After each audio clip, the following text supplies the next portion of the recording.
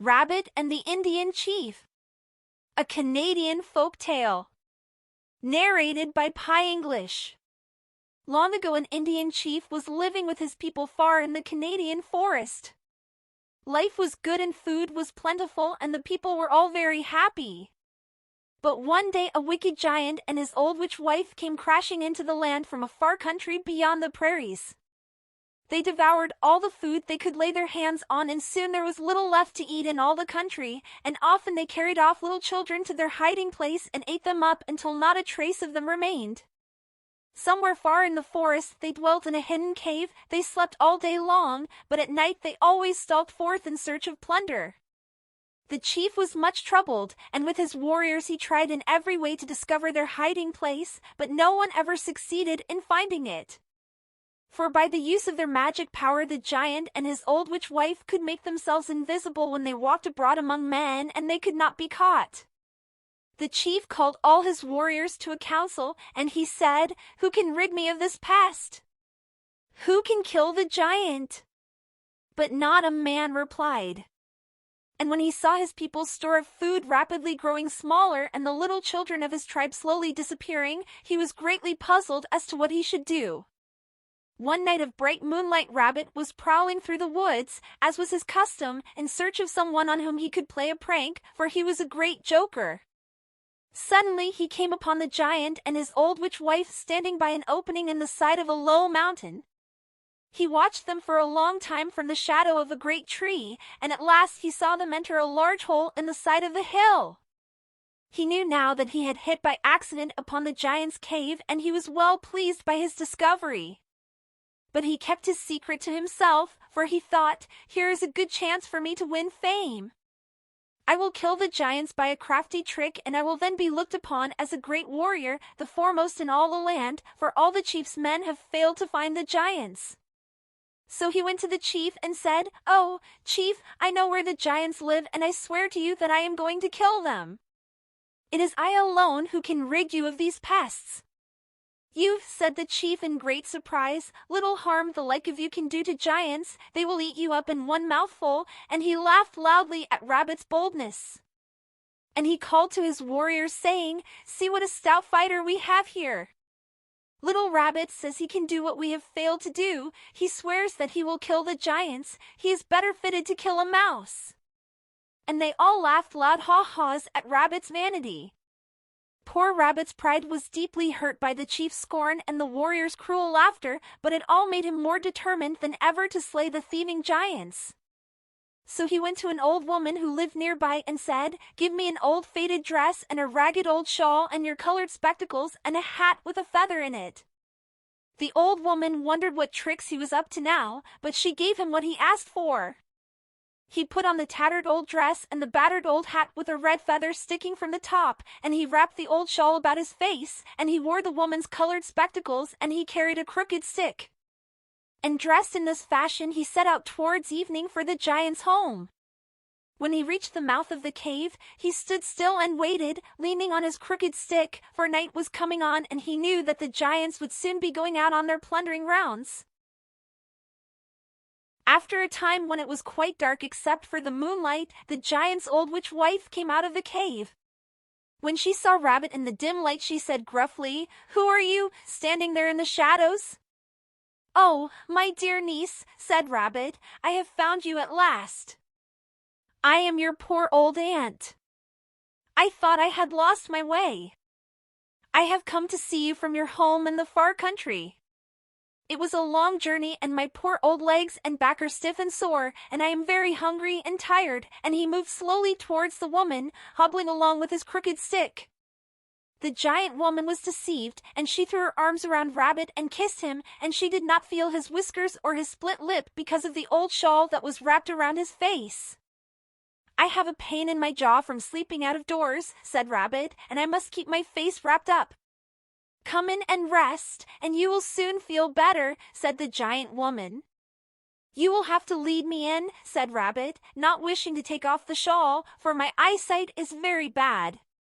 So she led Rabbit into the warm cave, which was so dark that they could scarcely see each other, and she called her husband and said, "Here is my dear old aunt who has come all the way from the far country beyond the prairies. And the giant, believing Rabbit to be his wife's kindred, for he could not see him very clearly, treated him very kindly. And they showed him the bed where he was to sleep. The woman then gave Rabbit a large piece of dried meat to eat. But Rabbit said, "I cannot eat it, for I am old and I have lost all my teeth. Give me an axe to cut it up small." So the woman brought him a sharp axe, and he chopped the meat into small pieces and ate it all up. And he said, "I will keep the axe by me, for I shall need it at all my meals," and he placed it beside his bed. The giant said, "We are going away to see some friends, but we shall be back before midnight." But before they went away, Rabbit said to the woman, "I hope your husband sleeps soundly. I have a bad cough and I sometimes moan because of the pain in my face and head, and I do not wish to disturb him." And the old giant woman answered, "He slumbers too well. When we sleep we both snore loudly, and when you hear us snoring you may cough as much as you please, for then you will know that we are sound asleep." Then the man and his witch wife went away. When the giants came home, Rabbit pretended to be fast asleep. They brought back with them much food, which they hid in a secret place at the side of the cave. Rabbit watched them through the holes in the old shawl around his head. Soon they went to bed, drowsy after their fat meal. When Rabbit heard them snoring loudly like a great waterfall, CHRRR, CHRRR, he rose very quietly and crept softly to their bedside. With 2 blows of his axe he killed the giant and his wife, one after the other. Then he ran away as fast as he could, carrying with him his old dress and hat and shawl, for he thought he might need them again. In the morning he went to the chief's house and told the chief what he had done. The chief laughed scornfully, and he would not believe it until Rabbit brought him to the cave and showed him the slain giants cold and stiff in their bed. The chief's men then took back to the village the great store of food the giants had hidden in the secret place. But the chief and his warriors, although they were glad to be rid of the thieves, were angry at heart because Rabbit, whom they had laughed at, had done what they had failed to do, for they were very jealous of Rabbit's power. One day soon afterwards the chief called all the birds and the animals to a council, and he said, "Now that the giants who robbed us of our food are dead and gone, and that we shall never again want for nourishment in my country, I am going to let each animal and bird choose the kind of food he would most like to live on if he could get it. And they shall never want for that kind of food if it can be provided." And he called on each to make the choice. And the bird said grain and seeds and worms, and the squirrel said nuts, and the fox said chickens, and the cat said milk, and the dog said meat and bones, and the weasel said eggs, and the wolf said lambs, and the bear said fish from the frozen sea, and so on until each animal was called upon and declared his liking. And the chief said, "It shall be as you have chosen." But the chief had purposely neglected to summon poor Rabbit to the council, and Rabbit was absent on a long journey.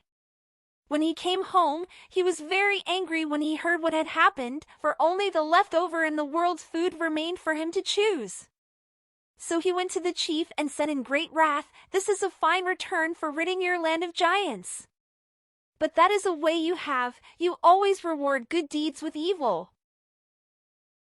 The chief was very angry because of Rabbit's insolence, and he said, "You are telling lies again." But Rabbit called as witnesses to the truth of what he said sheep and goat and duck who chanced to be passing by and who stood listening to the quarrel. An old sheep said, "Rabbit has spoken truly. When I was young I gave the chief much wool to make clothes for his back, and he used me well. But now that I am old he is going to kill me and eat me up. That is my reward." An old goat said, "Rabbit has spoken wisely and justly. I served the chief well in my time and gave him milk, but now that I am old and have no more milk he is fattening me and getting me ready for slaughter. That is my reward." An old duck said, "That is a true saying of Rabbit. Once upon a time I gave the chief many eggs and young ducklings, but now that I have stopped laying he is soon going to roast me in a pot. That is my reward." The chief could make no answer to these charges, for he knew them to be true, and he offered to do what was in his power for Rabbit. But Rabbit refused to make choice of food, for he said the best was already gone. He sulked for many months and lived alone by his own efforts as best he could. At last he decided to take vengeance on the chief. And he hit, as was his custom, on a crafty trick. The chief had an old bear which he prized very highly, for the bear did for him many wondrous tricks and brought laughter to him and his warriors when he danced at their feasts. In those olden times Bear had a long bushy tail of which he was very proud. One day as Rabbit sat on the ice fishing, for it was now winter, Bear came along. There was to be a feast that night, and he was going to dance for the chief, and he was in very good spirits. "Where did you get all the fine fish?" he asked, for he was a great fish eater. "I caught them through the hole in the ice," said Rabbit. "It is very easy.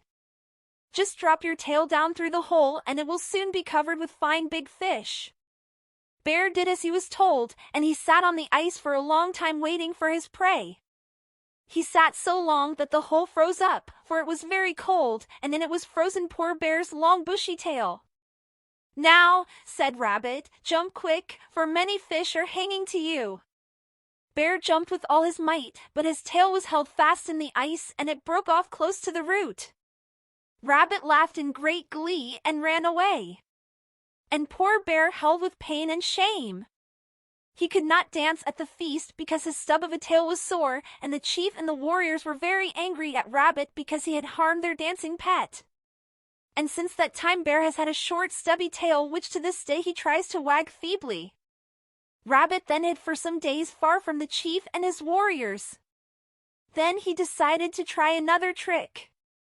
The chief's woodcutter was old Beaver, who lived in a little house of reeds on the bank of a stream. He was very busy now cutting down trees for the chief, for it was near to springtime and the people were in need of logs for building roads over the rivers. One day Rabbit went to Beaver and said, "The chief sent me to you to bring you to a great tree he wishes you to cut down at once." So Beaver went along with him. But when Beaver was busy at his task cutting down the tree, Rabbit hit him a savage blow on the head with a big stick, hoping to kill him and thus again to anger the chief. Poor Beaver fell to the ground and Rabbit ran away. But Beaver was only stunned. He got up after a time and went home muttering to himself and rubbing his sore head. Soon Rabbit came back to the tree and found Beaver gone. He knew that his blow had failed. Then he put on again his tattered old dress and his ragged shawl and his colored spectacles and the hat with the red feathers sticking to the top, and he went to Beaver's house by the stream, hobbling along with a stick. "The chief sent me to you to bring you to a great tree he wishes you to cut down at once," he called. And Beaver said, "I have already tried to cut a great tree for him today, and I should have finished it had I not been beaten with a stick until I was stunned by the blow." "Who struck you?" asked Rabbit, laughing to himself. "Rabbit struck me," answered Beaver. "He is a great brigand and a liar and a thief," said Rabbit. "He is all that," said Beaver, rubbing the lump on his head. So Beaver went along with Rabbit. And Rabbit asked as they went along, "How is it that you are alive after that cruel blow?" And Beaver said, "Rabbit hit me on the head. If he had hit me on the back of my neck, he would have killed me, for there I keep the secret of my life." When Beaver was busy again at his task cutting down the tree, Rabbit hit him a powerful blow on the back of the neck and poor Beaver fell down dead. Then he cut off his tail that was made like a file and went away happy, for he knew that the chief would be very angry when he found what had happened to his woodcutter. When the chief learned that Beaver had been killed, his wrath knew no bounds, for he could ill afford at this time to lose his best woodchopper. He blamed Rabbit for the deed, but he could not be sure that his suspicions were well founded. Rabbit kept out of the chief's sight for some weeks. But one day in early summer he was very hungry. He saw all the other animals filling their bellies with their favorite food, and he decided to forget his sulks and to ask the chief for help. So he went to the chief and said haughtily, "I want you to give me food for my own special use as you have done with the other animals. You must do it at once or I will do you much harm." Then the chief remembered what Rabbit had done to his dancing bear, and he thought of the death of Beaver, for which he blamed Rabbit without proof, and he grew red with anger. He seized Rabbit by the heels and said, "Henceforth the dogs will always chase you, and you will never have peace when they are near. And you will live for the most part on whatever food I throw you into now." Then he whirled Rabbit around his head by the heels, and he threw him from him with great force, hoping to drop him in a great black swamp nearby.